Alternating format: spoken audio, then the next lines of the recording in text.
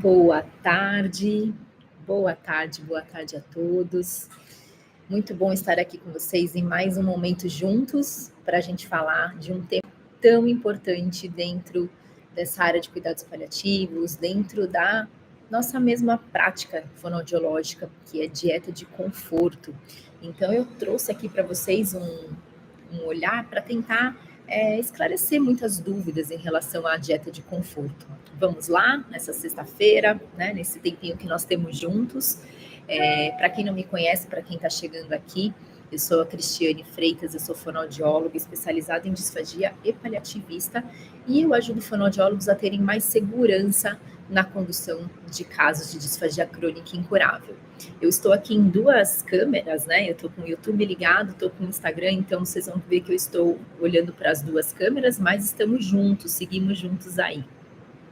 E até para contextualizar, para entrar nesse tema que eu acho que tem muito a ver, eu falo sempre sobre essa segurança do fonoaudiólogo na condução da disfagia crônica incurável. E isso tem muito a ver com o tema da aula de hoje. Então, até para esclarecer isso que eu trago para vocês, o fonoaudiólogo que entende sobre trajetória de doença, sobre avaliação de funcionalidade, ele consegue ter clareza do seu objetivo em cada fase do cuidado. Então, quando a gente entende de doença, de prognóstico e consegue fazer uma avaliação nessa questão de funcionalidade, a gente consegue entender em que fase que o nosso paciente se encontra. E é isso que traz a segurança. Porque em cada fase do cuidado, como fonoaudiólogo, eu vou ter um objetivo específico de qual é a minha abordagem, a minha atuação para aquela fase do cuidado. Se o meu paciente está naquela fase onde existem ainda indicações de abordagens modificadoras da doença, é aquela fase que eu vou ter aquela ação de reabilitação paliativa, que também é algo mais amplo do que a reabilitação tradicional, mas na verdade elas se complementam. Então é esse olhar de reabilitação, é o olhar de intervenções nutricionais para realmente manter e conseguir maximizar essa nutrição, pensando nesse ganho e manutenção de funcionalidade. É aquele momento em que a gente faz todo esse olhar mesmo de investimento máximo, de tudo que é possível e apropriado dentro das condições da doença, dentro das condições das respostas do próprio paciente. Uma vez que nós temos o avanço da doença, o nosso objetivo ele muda. O nosso objetivo ele precisa ter o raciocínio de que nessa fase o paciente ele tem outras necessidades, e aí entra nessa necessidade de priorizar o controle de sintomas, priorizar o conforto, a qualidade de vida dele. Então, o nosso foco, a gente tira aquele pé do acelerador em relação a essa reabilitação, em relação a essa reversão do quadro, e o nosso foco ele se torna outro. Ele se torna em minimizar os danos, ele se torna em trazer bem-estar e conforto. E a gente sabe que ainda nessa trajetória de doença vai existir aquela fase em que existe mesmo final de vida, que é as últimas horas, né, daquele paciente, e que também o fonoaudiólogo precisa entender dessa fase, dessa trajetória toda, para saber que nesse momento, por exemplo, a dieta ela já não é mais um foco que a gente precisa dar essa atenção, né, de que se não está comendo, de que está tendo algo de errado. Pelo contrário, o jejum pode ser muito bem tolerado. Então, até para a gente poder ter essa noção de linha de trajetória de doença, isso nos traz segurança em relação ao nosso papel do fonoaudiólogo. E é isso que eu falo o tempo todo para vocês, né? As minhas alunas estão aqui na live, podendo ser testemunhas de que é o que eu o tempo todo trago para vocês. Então, é essa segurança do objetivo que nós temos em relação a cada fase do cuidado. Óbvio que vai ser desafiador sempre, porque cada caso é singular. E a alimentação, ela é algo que ainda é um tabu, é algo que a gente precisa ter cada vez mais conhecimento técnico e acolhimento para que a gente possa fazer da melhor forma de experiência para aquela pessoa que está enfrentando essa dificuldade, porque nós que lidamos com a alimentação, a gente sabe o quanto isso é causa de sofrimento para o paciente, para a família e para os próprios profissionais de saúde. E fazendo só mais essa analogia, para entrar no tema mesmo da aula de hoje, por que a gente tem que saber sobre essa trajetória toda? A disfagia, ela é um sintoma de uma doença de base. Então, se a gente tem uma doença nessa proporção de uma trajetória que ela vai progredir, que ela vai se complicar ao longo da própria trajetória dela, a disfagia, ela vai acompanhar isso. Então, essa dificuldade de alimentação, a própria dificuldade para engolir, ou até algo maior, que é a questão mesmo alimentar, que vai além só do engolir, podem sofrer impactos. Então, a gente precisa muito conhecer dessa trajetória, essa linha toda de cuidado. E diante disso, trazendo esse contexto para vocês, a dieta de conforto, ela entra, né, o assunto da nossa live de hoje, ela entra nesse ponto, que ela é uma opção de cuidados frente ao avanço da doença.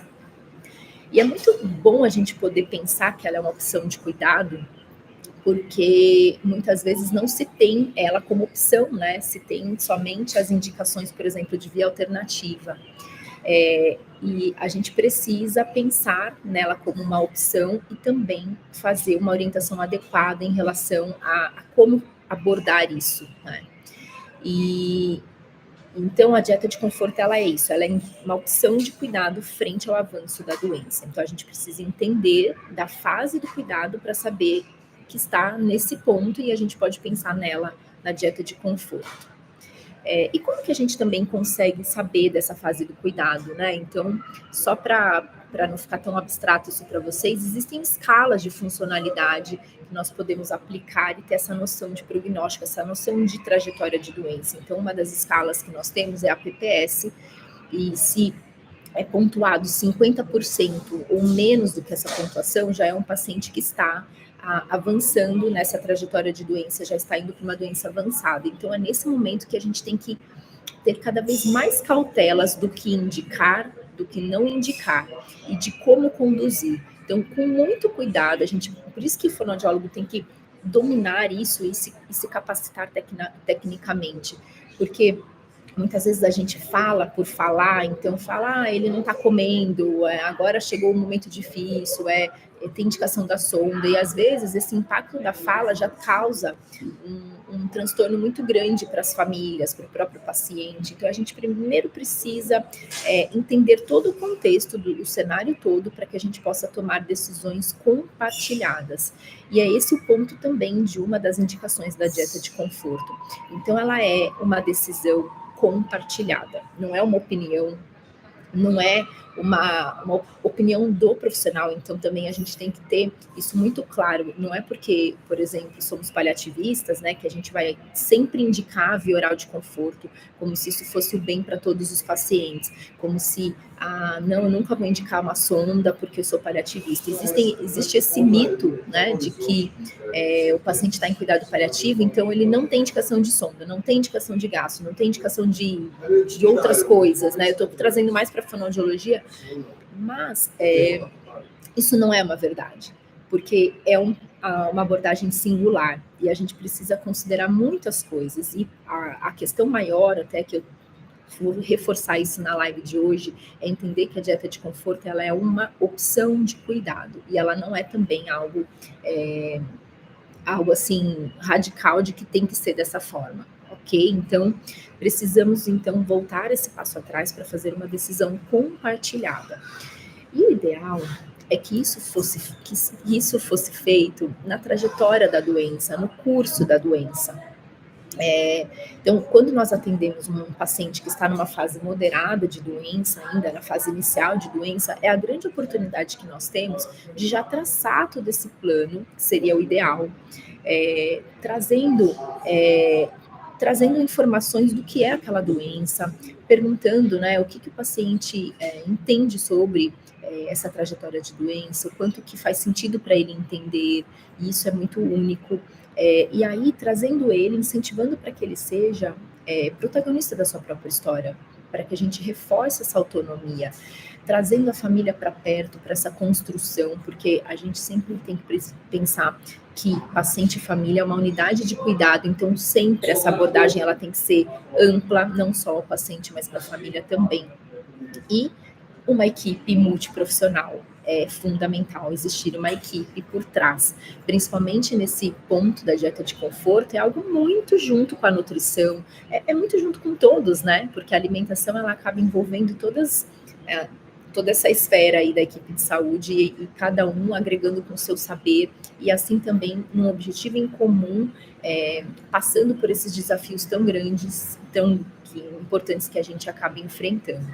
Então, o ideal seria essa construção ao longo da trajetória, porque se a gente tem dentro da trajetória essa construção, entendendo quem é o nosso paciente, o estilo de vida, o que ele deseja, o que importa para ele, os valores e da família. Quando chega nessa fase final, já fica algo muito mais possível, muito mais, muito menos angustiante, porque as decisões já foram traçadas, então a gente vai executá-las. E trazendo sempre, na hora que vem as angústias, de sentar e dizer, lembra que nós fizemos essa escolha juntos, e isso vai fazendo parte, e também é algo que pode ser modificado ao longo da trajetória, é algo que esse plano de cuidados ele pode ser modificado sim, porque quando a gente chega numa fase final de doença e somos acionadas para entrar nesse momento, realmente é bem desafiador para ter essas conversas diante de tanta vulnerabilidade, de tanto sofrimento e de tantas dúvidas que a dificuldade de alimentação causa. A gente sabe bem disso, não é? Então, a dieta de conforto, só resumindo aqui, voltando ao conceito dela propriamente, ela é uma opção de cuidado frente ao avanço da doença. E ela também é super necessário haver uma decisão compartilhada para chegar até ela, para chegar nessa opção de cuidado.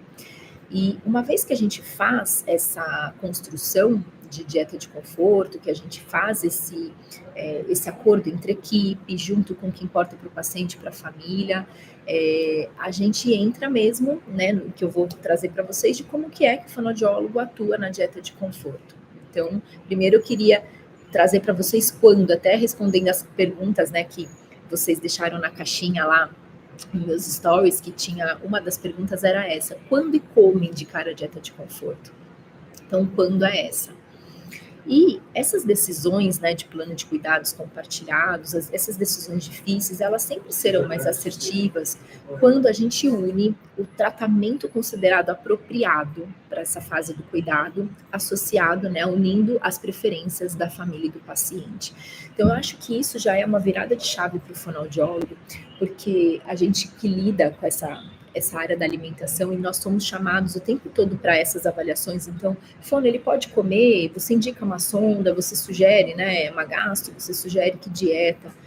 E a gente entender que essas indicações, elas são envolvidas também pelos valores da pessoa, o paciente como centro de cuidado, família e uma equipe, o fonoaudiólogo já tem uma virada de chave para esse raciocínio. Eu sei porque eu também já tive desse lado de quando eu não sabia disso e achava que a responsabilidade era toda minha.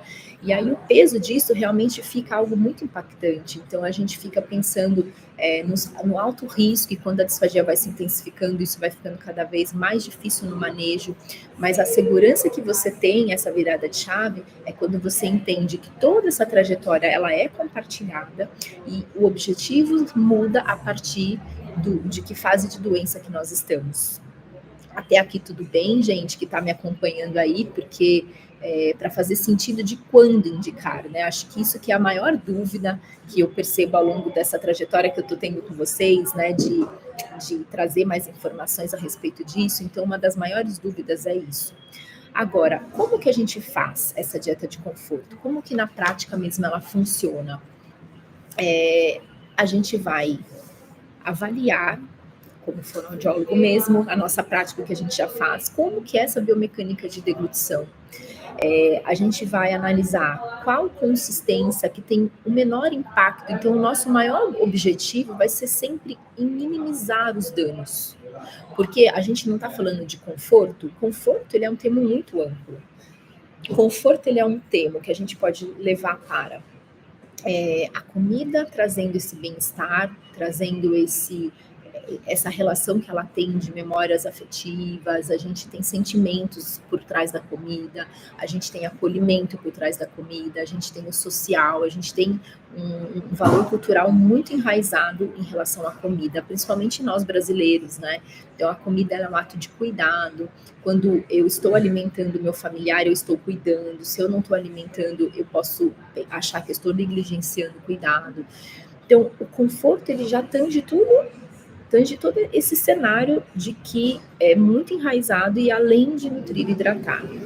Além disso, o conforto, ele é em relação ao próprio ato de deglutir, porque engasgar não é conforto. Ter dificuldade para engolir não é conforto. Então, o fonoaudiólogo também fica atento a isso para gerar esse conforto no próprio ato de deglutir. E um outro conceito que eu trago partilhando com vocês da prática, um outro conceito é um conforto em relação ao respeito do quanto que esse paciente tolera essa alimentação. Porque mesmo quando existe essa abordagem da dieta de conforto, quando está bem estabelecido, ainda ficam as angústias, né? Mas ele não comeu, mas ele comeu muito pouco, e fica aquela, mas come mais uma, mas come só mais uma. Mas você não comeu hoje, e leva essa preocupação para o paciente. Isso também não é conforto, então ele precisa ter a relação nesse momento com a comida de uma certa liberdade dele comer o quanto é conforto para ele.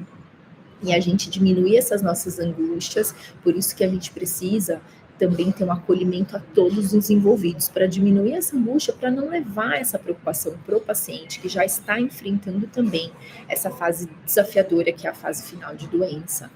Então, percebe que conforto, ele é algo muito complexo também, e a dieta, ela entra nesse ponto como uma medida de ser a forma mais natural, mais natural em relação ao próprio processo da vida, né? Então, a gente manter as funções, manter o processo natural, entender que muitas vezes o marcador da alimentação, de deixar de comer, de dificuldade de comer, é o marcador da própria progressão da doença, do próprio que sinaliza a finitude mesmo. A gente sabe que as doenças, né, elas vão mudando o metabolismo, mudando a forma como o organismo reage.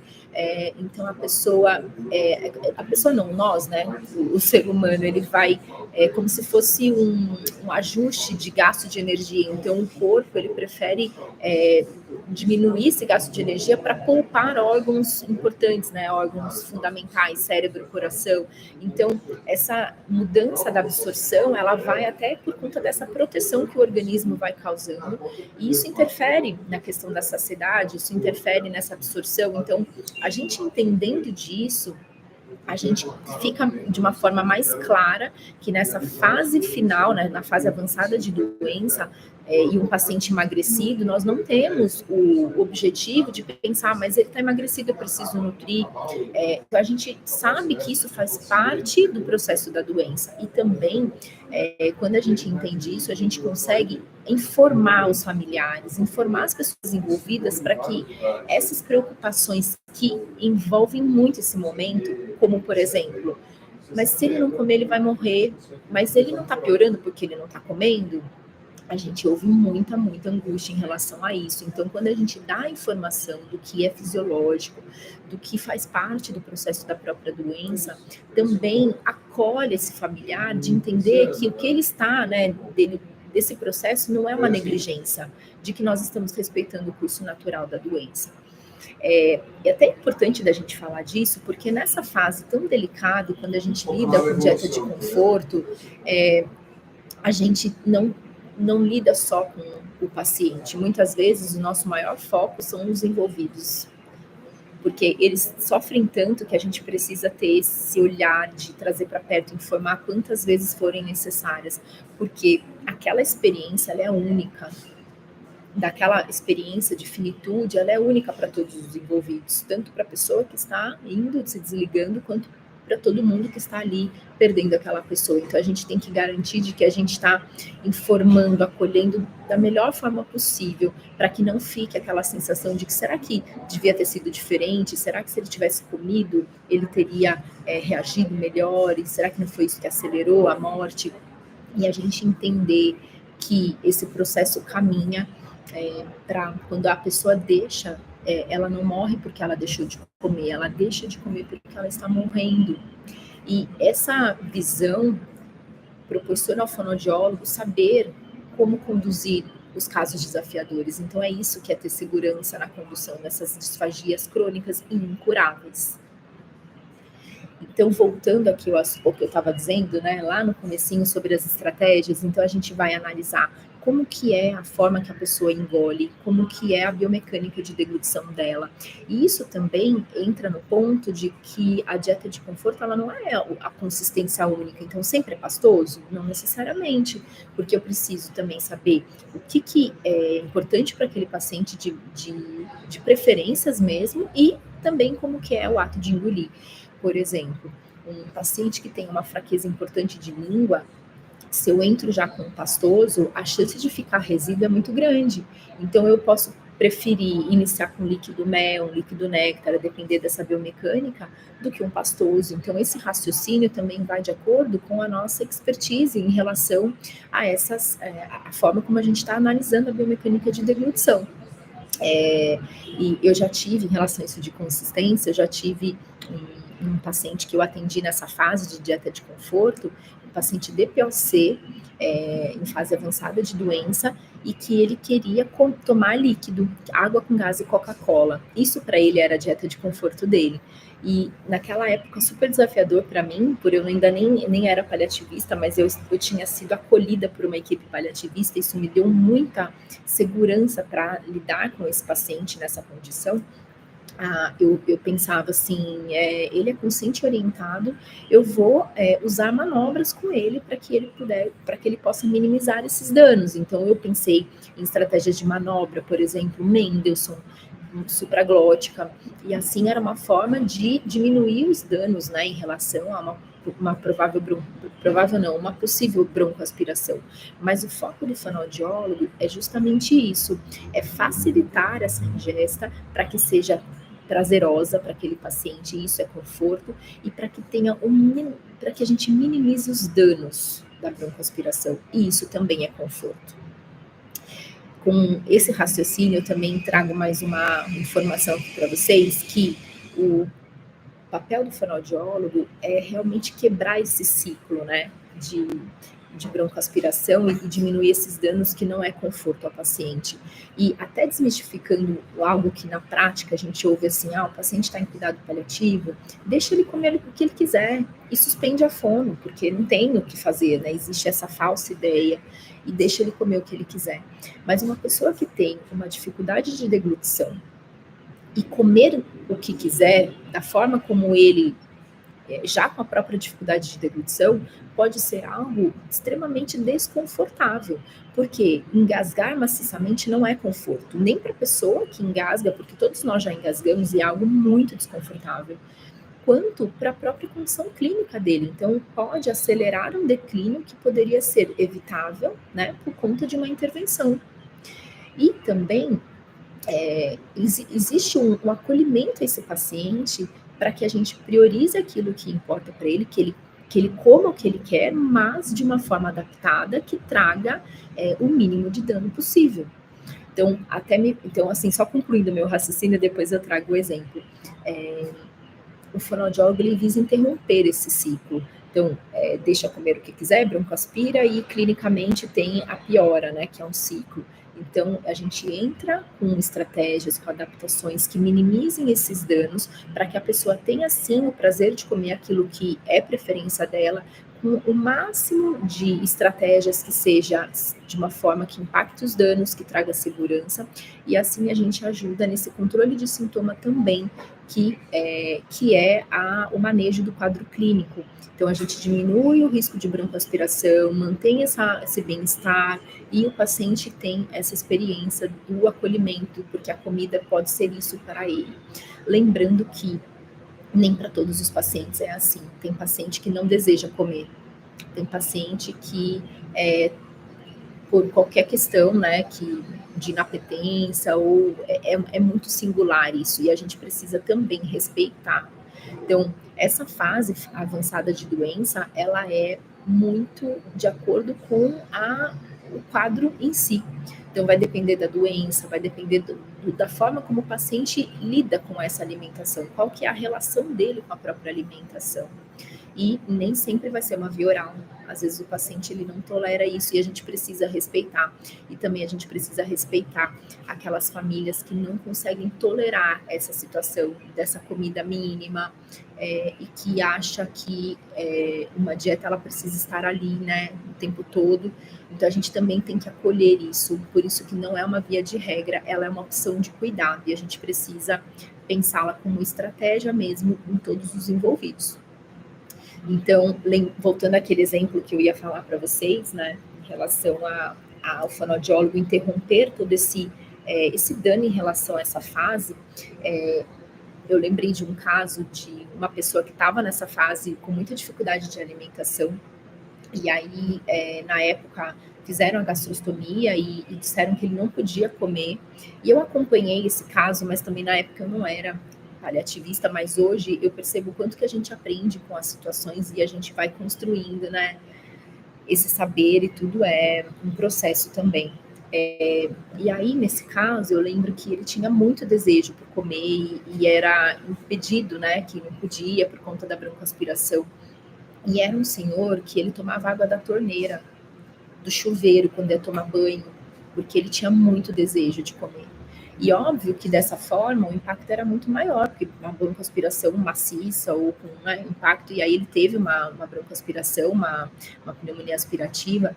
E hoje, pensando o quanto que a gente pode fazer diferente, né, valorizando esse desejo intenso, às vezes a pessoa tem esse desejo intenso de manter a alimentação, quando a gente acolhe isso e usa recursos técnicos mesmo. Então, nessa fase, o fonoaudiólogo poderia atuar de o que é importante para você? Você quer tomar o líquido? É algo que você deseja tanto? Vamos fazer isso juntos? Então, oferecendo esse recurso da forma que fique mais adequada possível, né? Minimizando os danos, trazendo bem-estar. E ali, de uma forma assistida. Então, é um desfecho muito diferente do que a gente achar que está protegendo ele, de dizer, não, você não pode, porque você vai broncoaspirar, mas ele, nesse sofrimento existencial, a ponto de querer tomar água do chuveiro.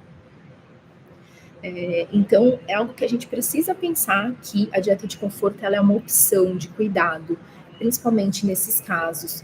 E ainda hoje, né, a gente vê tantas recomendações até da Sociedade Europeia, tantos artigos falando em relação à síndrome demencial, o quanto não tem benefício a gente indicar uma dieta integral pensando em nutrição, pensando em diminuir risco de broncoaspiração em fase avançada de doença, é o que eu estou dizendo.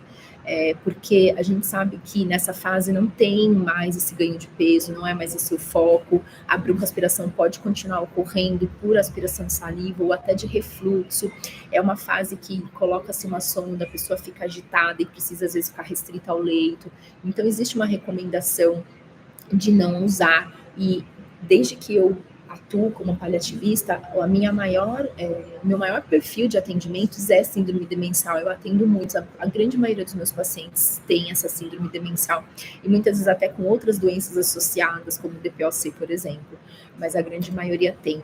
E o quanto eu tenho tido na minha prática essa experiência positiva em relação à dieta de conforto. E trazendo isso para vocês, né, do que eu vivencio, que o meu maior ganho foi na minha virada de chave, quando eu entendi que isso é algo compartilhado, entendi que eu preciso construir isso ao longo de toda a trajetória, desde que eu chego naquele atendimento. Eu faço atendimento domiciliar, eu trabalhei muito tempo em hospital e hoje eu fico domiciliar, mas desde o primeiro momento que eu faço aquela avaliação, aquele atendimento domiciliar, eu já vou criando esse vínculo, priorizando essa comunicação para trazer a família por perto, sendo elo muitas vezes com a equipe de saúde, porque acaba que eu tendo várias parcerias, né, de equipe de saúde, porque às vezes você é indicado por um profissional e aí você conhece outro dentro daquela equipe, e às vezes sendo elo, manifestando o que é desejo do paciente quando ele tem condição de nos informar, o que é desejo da família. Cada vez mais tem sido pedido essa manutenção da via oral. cada vez mais, parece que as famílias estão mais informadas, a gente até tem, né, hoje em dia a internet com tanta informação, tantas coisas falando, o cuidado paliativo em franca expansão, então hoje isso está sendo uma realidade mesmo na nossa vivência. Então, na minha prática, eu recebo muitos desses pedidos e muitas vezes eu acabo sendo elo para essa construção do plano de cuidados em relação à alimentação da dieta de conforto.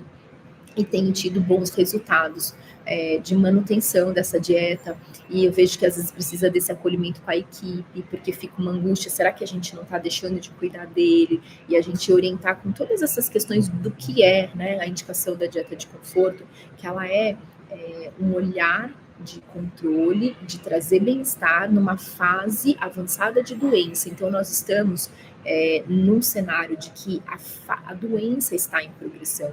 Então, não é a alimentação é a ponta do iceberg. E quando a gente olha para isso, a gente também tira esse peso, a gente tira essa angústia, porque a alimentação só é a ponta do iceberg de uma doença que está em processo de evolução.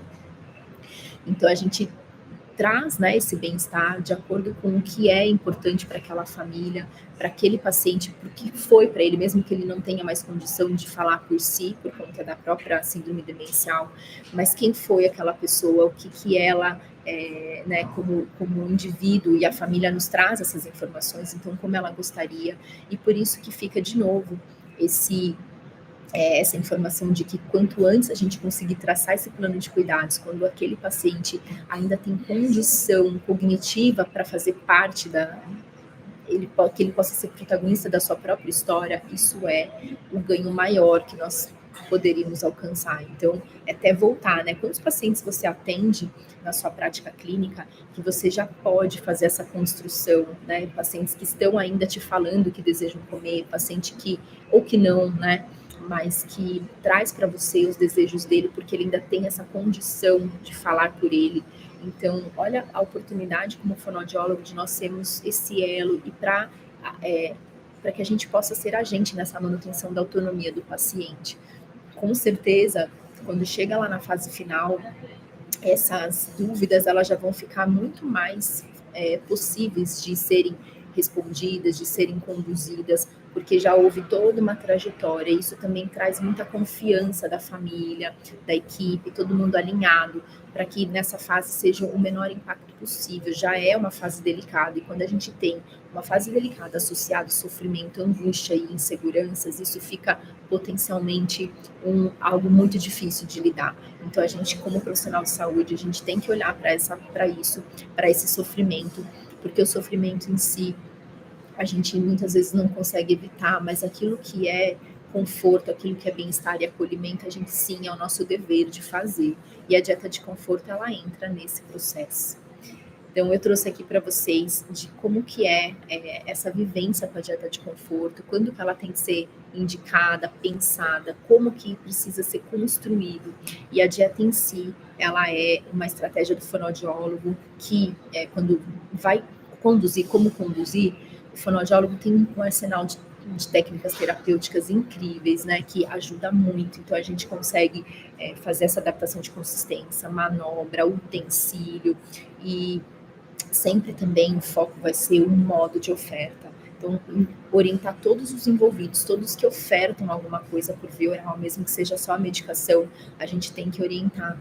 E quebrando mais um mito, né, de que em cuidados paliativos, em fase final de vida, ainda não se tem o que fazer, é quando eu tenho mais o que fazer, porque é onde eu tenho que estar mais por perto de todos os envolvidos, orientando, acolhendo, e às vezes até eu não consigo fazer a orientação para todos os profissionais dos turnos, porque eles trocam, então eu faço chamada de vídeo, faço ligação, a forma que é possível, mas eu tenho que garantir que todos estejam envolvidos e fazendo da mesma forma, num objetivo em comum, porque o modo de oferta, saber quando ofertar, saber quando parar, os sinais que o paciente nos dá de que aquilo é o tolerável para ele, que a partir disso sim entra numa linha de risco.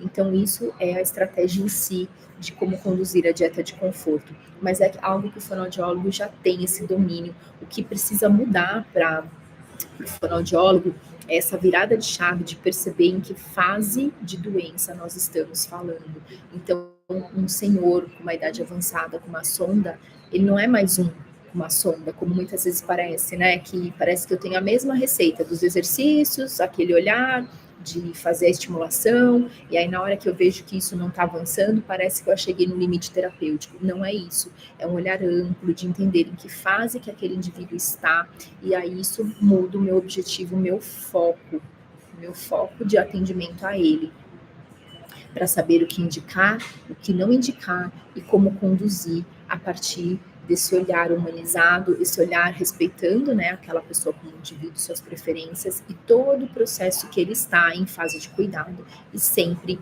integrando a uma equipe de saúde, porque nós não conseguimos fazer esse cuidado sozinhos, não é possível mesmo. Então a gente tem que respaldar, né, nos unirmos e é um atendimento extremamente engajado. Obrigada para quem esteve aqui comigo nessa live de hoje, nesse assunto tão importante, tão polêmico, né? Porque a alimentação é algo que envolve tantas questões da nossa cultura e a gente precisa cada vez mais dessas informações para que também seja algo mais praticável, de uma forma mais leve, para que todos recebam esse atendimento, né? Dessa forma mais humanizada, respeitando seus valores. Muito obrigada, gente. Alguém ficou com alguma dúvida, alguma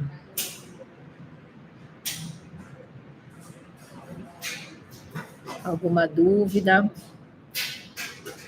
Aqui eu vi uma pergunta, né? Se eu vou dar exemplo dessas fases, eu comentei sobre o PPS, que é a escala de funcionalidade, que a gente consegue realmente entender em que fase que o nosso paciente está. Então, numa fase avançada de doença, é característico realmente dessa diminuição de ingesta, de mobilidade, então o autocuidado, e isso são marcadores, né, de uma fase final de doença. Entrei bem atrasado, mas a live vai ficar salva e você pode assistir depois, tá bom? Mas tem uma dúvida, pode perguntar. Eu tô aqui para te esclarecer. O que Kanji, não sei como é o seu nome, mas me fala qual que é a dúvida.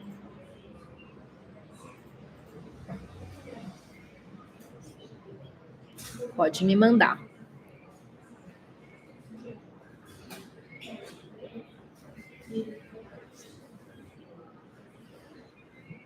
Tem um paciente com PPS de 10, distrofia muscular de... Certo. E qual que é a sua dúvida?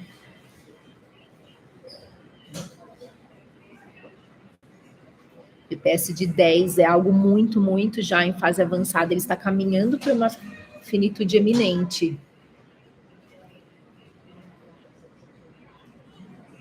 Tá, consciente orientado, mas com tosse débil. Dependente do ventilador.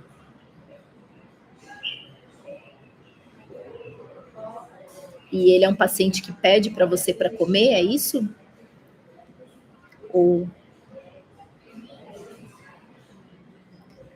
muita vontade de se alimentar. E a gente tem estratégias para fazer com esse paciente, por exemplo, porque assim, esse conforto alimentar, né, a gente também pode pensar que ele pode ser um conforto muito mais amplo, além só do gosto na boca. Muitas vezes o toque, até com a Buvicuff vocalista temos dificuldade em ter produção vocal. Sim, uma fraqueza muito importante, né? Mas você faz estímulo na boca dele.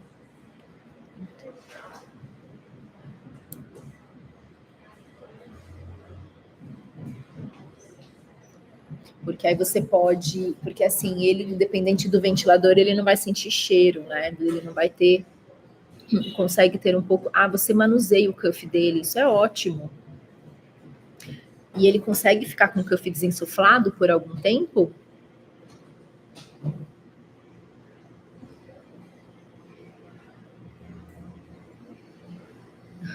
Ficou super empolgado com a melancia. Eu vou dar um exemplo, assim, muitas vezes comer pode ser um risco, e o nosso papel é minimizar o risco, né? Mas eu vou te dar um exemplo de uma paciente que eu atendi, que ela... Vou dar um exemplo de como eu consegui conduzir isso. Uma disfagia gravíssima na fase que eu estava cuidando dela, e ela também queria muito, e ela ainda é dialítica, então ela não pode tomar líquido, toda aquela questão, né? Fruta por conta do potássio, mas ela queria muito uma laranja. e ela pedia que queria uma laranja. Então, ainda diante da disfagia, o potássio da fruta, né, o líquido em si, aí consegue ficar com o cuff desinsuflado. Mas, por exemplo, a gente consegue ter essa relação com a comida, com o paciente, às vezes, sem ser uma oferta propriamente, assim, dele comer. Nessa paciente, só para te contar que a dieta de conforto, às vezes, ela é tão... Só dele ter o contato, ele já é satisfatório. Eu lembro que eu dei uma laranja na mão dela, então ela descascou a laranja sozinha, porque ela tinha essa condição motora, mas só dela ter aquele contato, né, da laranja, cheirando a laranja dela, colocava o cheiro. Aí ela abriu a laranja e eu dei um cotonete na mão dela e pedia para ela assim, olha, pode molhar o cotonete e fazer o gustativo, e ela sozinha. Então a sensação que ela tinha de fazer aquilo é como se ela estivesse comendo aquela laranja. Então, às vezes, a gente tem recursos que acolhe aquele paciente porque ela queria a laranja, não adiantava eu fazer de outra forma. E eu achei essa estratégia um jeito que ela fez aquela... Foi cerca de 4 vezes isso, de pôr o gosto da laranja na boca, o cheiro da laranja, de ter o contato com a laranja, e aquilo acalmou ela. E ela ainda disse para mim, nossa, que sensação maravilhosa.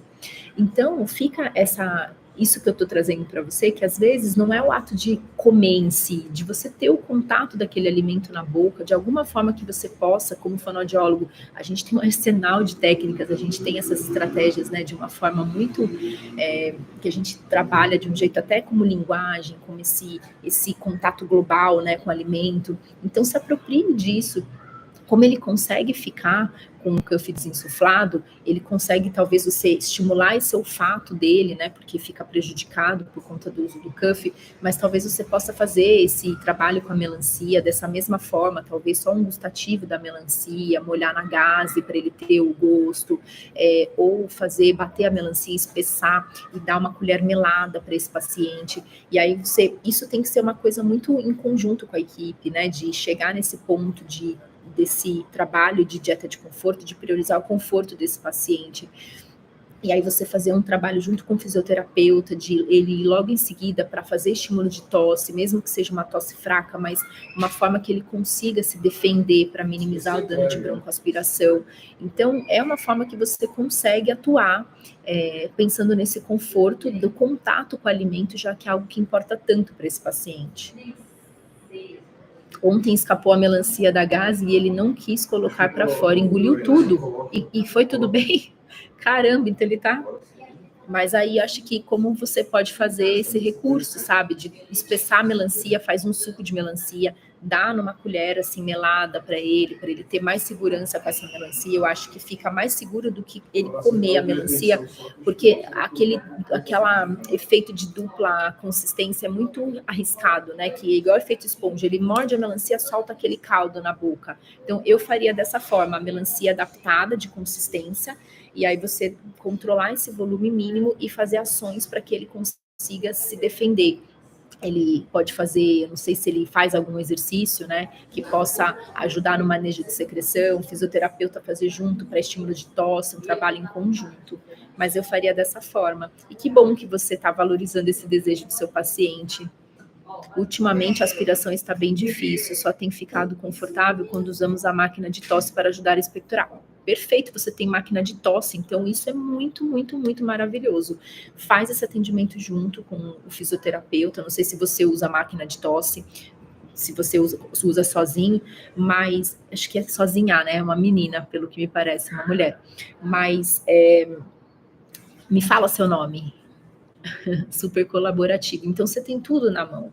É um paciente que vai ter mais, você consegue acionar mais fase oral dele, então pede, mesmo com a fraqueza, né, da doença, mas pede, por exemplo, para ele sugar a bochecha e engolir, que daí ele consegue aumentar a pressurização para deglutir e melhorar toda a fase de, pensando, trabalho em UTI, gemima. Ai, que maravilha. Então, maravilhoso, maravilhoso. Eu acho que é fantástico isso que você está fazendo. Então, faz o estímulo da forma que você vai minimizar os danos da broncoaspiração, traz o que importa para ele, como a melancia que você disse, adapta a consistência, usa controle do volume, manobra para que ele possa otimizar essa biomecânica, e aí você entra em seguida com o estímulo de tosse, já que você tem a máquina de tosse, e faz para que diminua esses danos, né, de uma broncoaspiração. Mas você está no caminho certo, é isso aí. É isso aí, porque muitas vezes a dieta de conforto é isso, ela é para ter esse prazer mínimo, né? Mesmo que o paciente use uma dieta alternativa, numa situação como essa, de que ele faz, né? E ainda, só para fechar a live, que eu acho que também é muito importante, já que eu falei da dieta alternativa, ela também precisa ser vista com a dieta de conforto em si, porque às vezes o paciente está nessa fase avançada de doença com a meta da dieta integral lá no alto, né? E a gente vê aquela distensão abdominal, vômito, diarreia, aumento de fluidos e fica mais secretivo também. Então, esse olhar de que é necessário diminuir esse volume da dieta integral, a gente também tem que olhar para isso. E aí, conversar com a Nutri, que está no caso, com toda essa equipe, alinhando esse plano de cuidados, o que é apropriado para as fases da doença. Então, é um olhar muito amplo, é desafiador, só que a gente, tendo esse conhecimento técnico, essa busca, vai ficando mais claro, porque a hora que você tem objetivo em cada fase, é a hora que você tem segurança para a condução desses casos tão desafiadores. Certo, pessoal? Muito obrigada. Obrigada pela participação aqui comigo, Gemima. Foi um prazer enorme estar aqui com você, né? Fonoaudiólogo, trabalho em UTI, maravilhoso. Muito obrigada para quem vai assistir depois. Eu fico à disposição para a gente ter essas trocas. No meu perfil eu sempre trago informações a respeito disso, desse outro olhar do fonoaudiólogo para complementar o que a gente já vem fazendo, né, no nosso trabalho de reabilitação, mas um olhar mesmo de saber quais as nossas possibilidades diante dos desafios que nós enfrentamos. Obrigada, gente. Foi muito gostoso falar com vocês sobre isso hoje. Tchau, tchau. Boa tarde, Edmar. Edmar está aqui comigo no YouTube. Obrigada eu. Foi muito bom, viu? Obrigada por ter compartilhado aí sua dúvida que enriqueceu a live. Obrigada, gente. Tchau, tchau.